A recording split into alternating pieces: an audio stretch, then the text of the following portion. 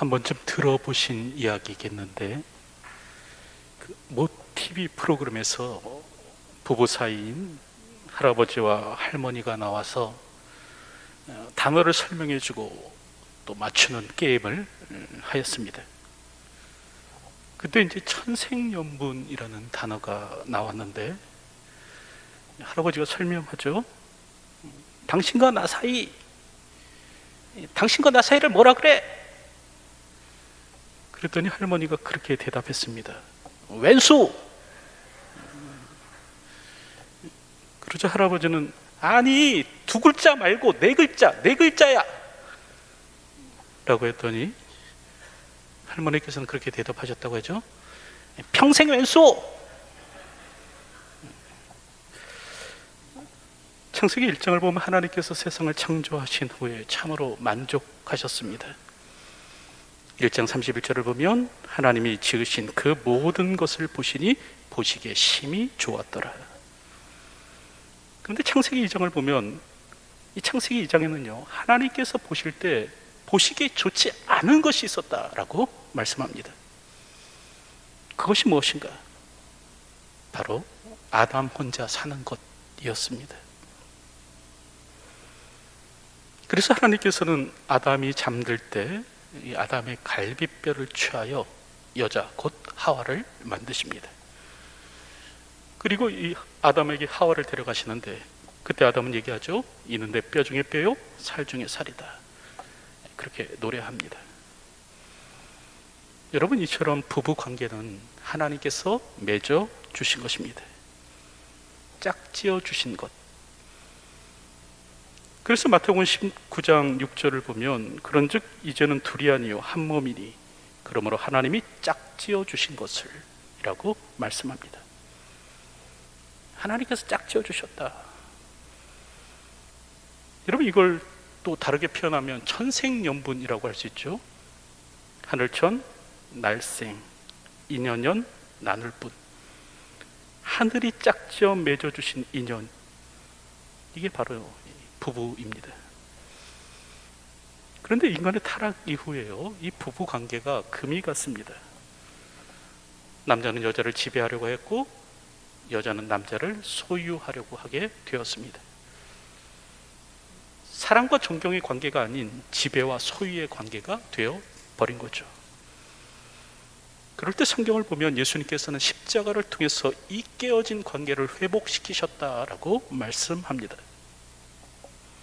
특별히 에베소서 2장 14절을 보면 그는 우리의 화평이신지라 둘로 하나를 만드사 원수된 것 곧 중간에 막힌 담을 자기 육체로 하시고 라고 하십니다. 예수님께서 자신의 육체로 이 죄로 인해서 생긴 이 사람과 사람 사이에 막힌 담, 이 죄의 담을 허셨다라는 겁니다. 그럴 때 이는 부부 사이의 관계도 마찬가지입니다. 예수님께서는 부부 사이의 관계를 화목케 하시고자 십자가를 지셨습니다. 그래서 서로가 원수 관계가 아닌 하나님께서 맺어주신 인연으로 살도록 하신 겁니다. 그럴 때 성경을 보면 이제 오늘 우리가 그리스도 안에서 이 화평이신 주님을 따라 이 깨어진 관계가 아닌 서로 화목한 관계로 살아가려고 할 때 특별히 가정에서 해야 할 일이 있다라고 말씀합니다. 그것이 무엇인가? 첫째로요, 부부 사이에서는 사랑과 존경이다 라고 말씀합니다. 그래서 33절 보면 그렇게 기록하죠. 그러나 너희도 각각 자기 아내 사랑하기를 자신같이 하고 아내도 자기 남편을 존경하라. 2019년 보건사회연구원의 조사 결과에 따르면 우리나라의 성인 10명 중 3명, 가장 많은 사람들이 이 행복을 가정에서 찾는다라고 그렇게 나왔습니다.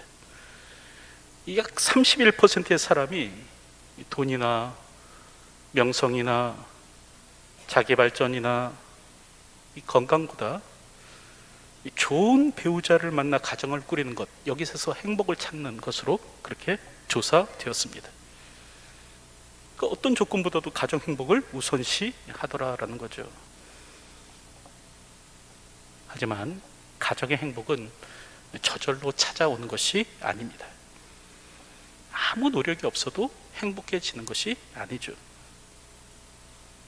여러분, 가정의 행복은 노력을 통해서 만들어집니다.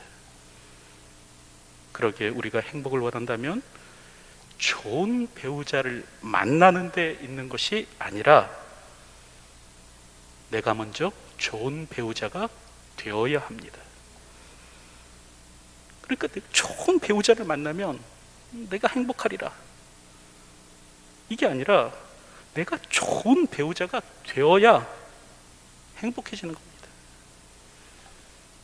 그러기 위해서 무엇이 필요한가? 바로 부부 사이에는 사랑과 존경이 필요하다라고 성경은 말씀합니다. 자, 그렇다고 한다면 부부 사이의 사랑과 존경은 무엇으로 표현되는가? 여러분, 제일 먼저 이 부부 사이의 사랑과 존경은 말로써 표현됩니다. 그 사랑과 이 존경이라는 것이요, 무엇을 통해서 드러났냐면 말을 통해서 드러난다는 겁니다. 그러므로 오늘 우리는 말을 예쁘게 하는 법을 배워야 합니다. 특별히 부부 사이가 여러분 친밀한 관계이지 않습니까? 친밀한 관계일지라도 예쁘게 말할 수 있어야 한다라는 거죠. 한 번은 그 MIT의 존 고트먼 박사가 그런 조사를 했습니다. 이 700쌍의 부부를 대상으로 이제 단지 15분만 이렇게 관찰을 한 겁니다.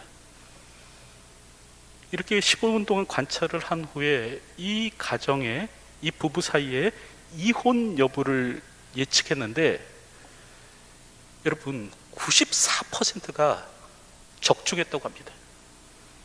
12년이 지난 후에 이 가정들이 이혼했는가 이혼하지 않았는가 조사했더니 이혼 예상한 것 94%가 적중했다라는 거죠. 자, 그렇다고 한다면 이 고트먼 박사는 무엇을 통해서 이렇게 정확히 예측할 수 있었는가? 그것은 부부 사이의 대화였습니다. 그 부부 사이가 서로 이야기하는 그 대화 속에서 얼마나 긍정적인 표현이 많은가, 그 수를 센 겁니다. 그 긍정적인 표현의 수를 세고 나서 이것을 가지고 이혼 여부를 예측했다라는 거죠. 여러분, 말을 예쁘게 하는 부부는 헤어지지 않습니다. 조금 어렵고 힘들어도요, 헤어지지 않아요.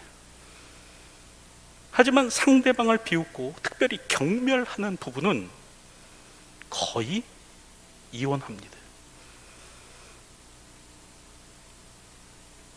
행복한 가정을 꾸리는 방법은 다른 데 있는 것이 아닙니다. 오늘 우리가 행복한 가정을 꾸리려면 말을 예쁘게 하면 됩니다. 부부 사이에 말할 때 말을 예쁘게 하면 되는 거죠. 한 부부가 싸움을 했습니다. 서로의 감정이 날카로워지고 가시돋친 말이 오갔습니다. 그때 아내가 남편에게 말을 하는 거예요. 잘났다. 그래, 용났지, 용났어. 그 파출부 집안에서 그 정도 됐으면 용됐다, 용됐어. 사실 이 남자의 어머니는 파출부를 하면서 아들을 공부시켰습니다. 그래서 대학에 어렵사리 보내고 또 직장을 얻어 부유한 집안의 며느리 얻었는데 이 아내가 남편의 그 마지막 보루와 같은 그 자존심을 건드는 겁니다.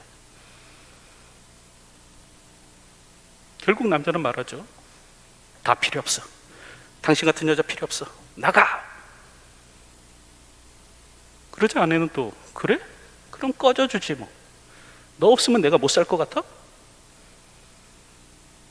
라고 했다고 합니다. 여러분, 죽고 사는 것이 혀의 권세에 달려 있습니다. 말 한마디면 행복한 가정도 금방 우르르 무너져 내리는 거예요. 그러므로 우리는 말을 예쁘게 할 수 있어야 합니다. 말 한마디를 건네들어도 예쁘게 건네야 하는 거죠. 사람의 말에는 사람의 인격이 담겨 있습니다. 말은 사람의 인격을 담는 그릇입니다. 그러므로 오늘 우리는 예쁜 말을 해야 됩니다. 고마워요. 감사해요. 사랑해요. 당신밖에 없어요. 말할 수 있어야 합니다. 여러분, 여자는 사랑을 먹고 사는 존재라고 합니다. 그리고 남자는 존경으로 사는 존재라고 하죠.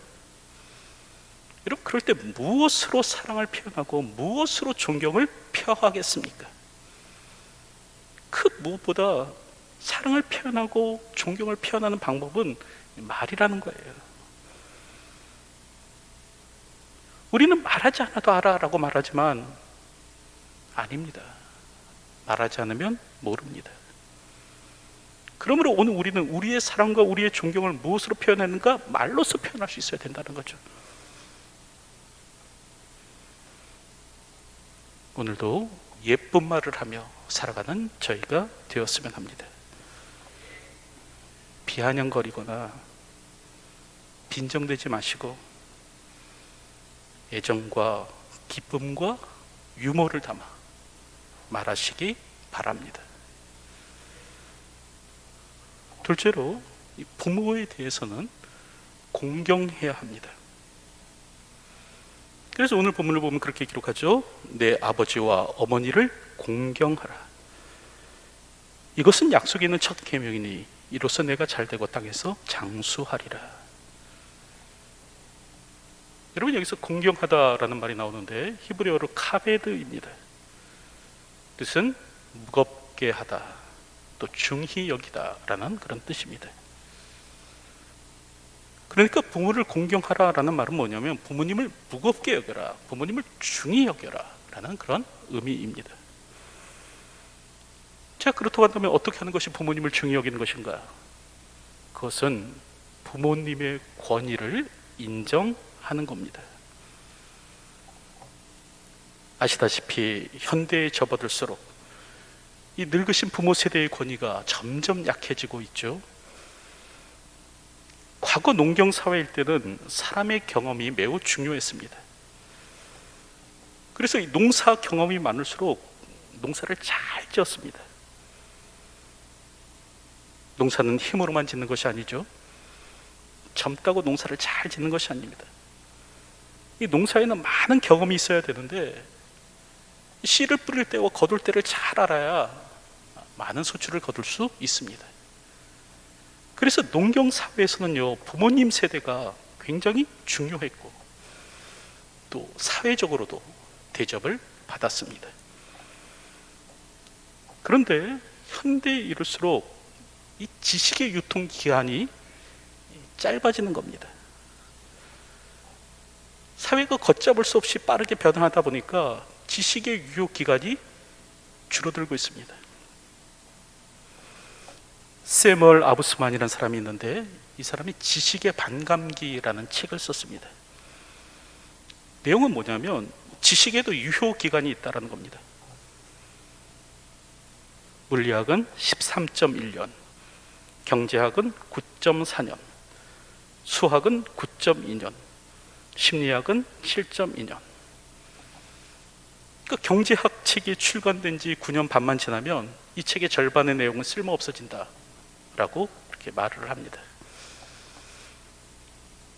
여러분, 그러다 보니까 이 부모 세대의 지식이 사람들이 살아가는데, 특별히 자녀 세대가 살아가는데 별 도움이 되지 않는 겁니다. 직접적 도움이 되지 못합니다. 그러다 보니까 이제 부모 세대의 권위가 자꾸 약해지는 거죠. 하지만 성경은 내 아버지와 어머니를 공경하라 라고 말씀합니다. 다시 말하면 부모님의 권위를 인정하라는 거예요. 그래서 화란의 개혁 신학자인 아브라함 카이퍼는 자녀가 부모를 공경해야 할 이유를 설명하는데, 첫째로요, 부모가 자식을 낳았기 때문이다라고 말을 합니다. 둘째는 하나님께서 그렇게 명령하셨기 때문에 그렇다라는 겁니다. 그리고 셋째는 부모에게 맡겨진 직분 때문에 그렇다라고 합니다. 하나님께서는 부모에게 자식을 양육하고 가르쳐야 할 그 직분을 주셨다라는 겁니다. 그리고 이 부모의 직분 하나만으로도 자식은 부모에게 순종해야 된다, 그렇게 말을 합니다. 하지만 우리가 무엇보다도 부모의 권위를 인정해야 할 이유는 그분의 희생과 사랑으로 오늘 우리가 있기 때문에 그렇습니다. 여러분, 내가 잘나서 지금 이 자리에 있는가? 아닙니다. 내가 뛰어나서 이 자리에 선 것인가? 아닙니다. 우리 모두는 부모의 희생에 의해서 탄생되었고 부모의 사랑에 의해서 만들어진 존재입니다. 언젠가 연세대학의 그 명예교수인 김동길 교수께서 그런 말을 했죠. 자신의 아버지는 시골 면장이었다고 합니다. 근데 이분이요, 광산업에 손을 댄 겁니다. 논을 팔고 집을 팔아서 광산업을 시작했는데 망했습니다. 이후 30대의 젊은 어머니는 말도 못할 고생을 하셨다고 합니다. 엄동설안에 쌀이 떨어져서 굶고, 뗄나무가 없어서 추위에 떨고, 그래서 어머니는 남의 집 빨래를 하고 또 싹바느질 해갖고 어렵사리 자식을 키웠습니다. 그럼에도 아이들을 공장에 보내지 않고 학교로 보내셨다고 합니다. 공장에 보내면 자신의 무거운 짐을 좀 덜 수 있을 텐데 그렇게 하지 않으시고 아이들을 학교로 보낸 겁니다. 결국 딸은 이화여자대학을 나와서 이화여자대학 총장이 되었고 나중에는 문교부 장관까지 됩니다. 그리고 아들은 정치가로 또 교수로 오피니언 리더로 아주 유명한 인물이 되었죠. 여러분, 그럴 때 자신이 이같이 될 수 있었던 까닭은 무엇인가? 바로 어머니의 사랑과 희생 때문이다라고 그렇게 말을 합니다. 그리고 특별히 자신이 예수님을 만난 것도 어머니 때문이다, 그렇게 말을 합니다. 자신의 어머니는요, 싹바느질 하면서도 늘 찬송하셨다고 해요. 내 영혼이 은총 입어 중한 죄짐 벗고 보니 슬픔 많은 이 세상도 천국으로 와하도다. 바로 이 어머니를 통해서 자신은 예수님을 만났다, 그런 말을 했습니다. 여러분, 오늘 우리 역시도 그러하지 않습니까? 부모님의 희생을 딛고 부모님의 사랑을 통해서 오늘 이 자리에 있게 된 것이 아니겠습니까? 그렇다면 이 부모님의 희생과 사랑에 대해 오늘 우리가 보여야 할 마땅한 태도는 무엇인가? 공경입니다. 부모님을 중히 여길 수 있어야 되죠. 많이 배우셨던, 적게 배우셨던 부모님을 중히 여길 수 있어야 합니다. 실제로 자녀에 대해서는 여러분 노엽게 하지 않아야 합니다. 그래서 오늘 본문을 보면 또 아비들아 너희 자녀를 노엽게 하지 말고 오직 주의 교훈과 훈계로 양육하라 라고 그렇게 말씀하죠. 여기서 노엽게 하다라는 말은 화나게 하다라는 말입니다. 성나게 하다, 자녀를 화나게 해서는 안 된다, 그렇게 말씀합니다. 여러분, 그럴 때 이 말은 뭐냐면 자녀에 대해서 어떤 훈육도 하지 마라, 그런 말이 아닙니다. 자녀가 그릇된 행동을 함에도 불구하고 그 그럴 땐 잘못을 꾸짖지 마라, 그런 뜻이 아닙니다. 오히려 성경은 주의 교훈과 훈계로 양육하라라고 말씀하죠. 이게 우리의 의무고 사명이다라는 겁니다. 여러분, 특별히 자녀의 신앙 교육의 1차적 책임은 교회에 있는 것이 아니라 부모에게 있습니다. 자녀의 신앙 교육은 누가 할 것인가? 여러분, 성경은 뭐라고 얘기했냐면 교회 이전에 부모에게 이와 같은 일을 맡깁니다. 그래서 신명기 6장 6절부터 7절을 보면 오늘 내가 내게 명하는 이 말씀을 너는 마음에 새기고 내 자녀에게 부지런히 가르치며 라고 합니다. 먼저 너 자신이 그 말씀을 마음판 가운데 깊이 새기고 그 깊이 새겨진 말씀을 내 자녀에게 부지런히 가르쳐라. 집에 앉았을 때든지 길을 갈 때든지 누워있을 때든지 일어날 때든지 이 말씀을 강론할 것이니라. 여러분, 그래서 종교개혁자 루터는 가정에서의 신앙교육은 하나님의 명령이다 라고 말했습니다. 전도만이 하나님의 명령이 아닙니다. 선교만이 하나님의 명령이 아닙니다. 가정에서 자녀들을 신앙으로 교육하는 것, 이거 하나님의 명령이다라는 거예요. 그리고 이제 가정의 부모는 아이에게 소요리 문들과 같은 신앙 교육서를 가르쳐야 된다, 그렇게 말했습니다. 이거 무슨 말이냐면 요즘 말로 좀 바꾸면 가정의 부모는 아이에게 공과 공부를 가르쳐야 된다, 이런 그 말이에요. 신앙 교육의 1차적 책임은 부모입니다. 간혹 자녀가 교회에 열심히 하지 않고 또 교회에 대해서 삐딱한 것은 이 주일학교 교육의 문제라고 여기는 사람들이 있을지도 모르겠는데, 여러분, 아닙니다. 자녀 신앙 교육의 주체는 부모입니다. 일주일에 채 한 시간도 못 만나서 가르치는 그 교회의 교사보다 아이들은 1년 365일 함께하는 부모에게 신앙적 영향력을 더 받는 겁니다. 30분도 못 만나는 그 아이들 분법 공부 시간 통해서 아이들을 하나님 사람으로 만들어내라. 사실 어렵죠. 자녀의 신앙은 부모를 닮기 마련인 것입니다. 자녀의 신앙 교육은 누가 해야 되는가? 내가 먼저 하는 거예요. 그래서 오늘 성경을 보면 성경은 주의 교훈과 훈계로 양육하라라고 말씀합니다. 그런데 많은 사람들이 이제 이런 말씀으로 양육하고 훈육하는 일들에 이제 실패하는데, 특별히 오늘 우리가 훈육에 실패하는 이유가 무엇인가? 그것을 좀 생각해 보면, 여러분, 훈육과 화풀이를 구별하지 못하기 때문에 그렇습니다. 그러니까 오늘 우리는 이 훈육과 화풀이가 다르다는 것을 모르고 화풀이 하는 것을 훈육으로 여긴다는 겁니다. 여러분, 그럴 때 훈육과 화풀이는 다르죠? 어떻게 다른가? 첫째, 훈육은 아이의 말에 귀를 기울이지만 화풀이는 아이의 말에 귀를 닫습니다. 시끄러, 입 닥쳐, 어디서 바당이야.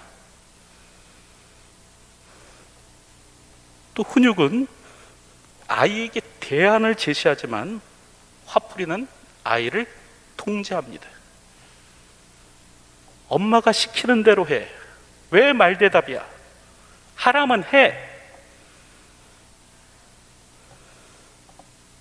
훈육은 어른으로서 어른으로서 품위와 권위를 지키면서 말하지만 화풀이는 같이 어린아이가 되어서 싸웁니다. 야, 엄마가 너 때문에 너무 힘들어, 못 살겠다. 너 엄마 힘든 거 안 보여? 너 왜 그래?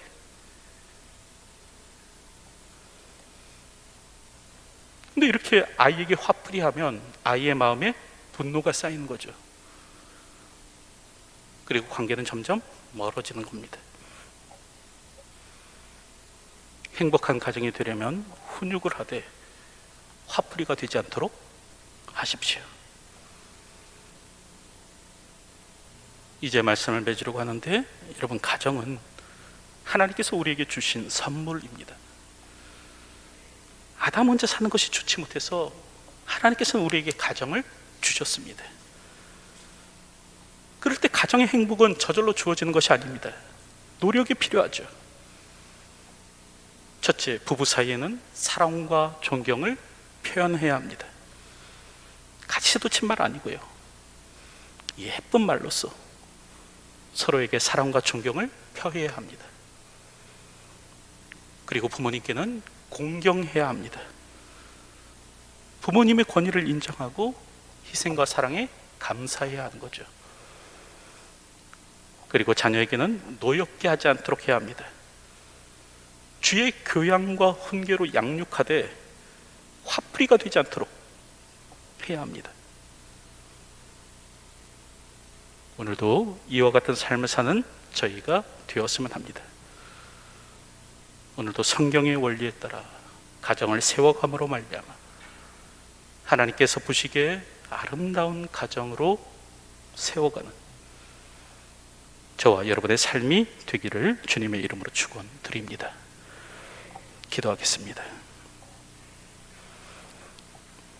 하나님, 오늘 우리에게 소중한 가정을 허락하셨사오니 오늘도 가정의 행복을 만들어가는 저희가 되게 하여 주시기를 소원합니다.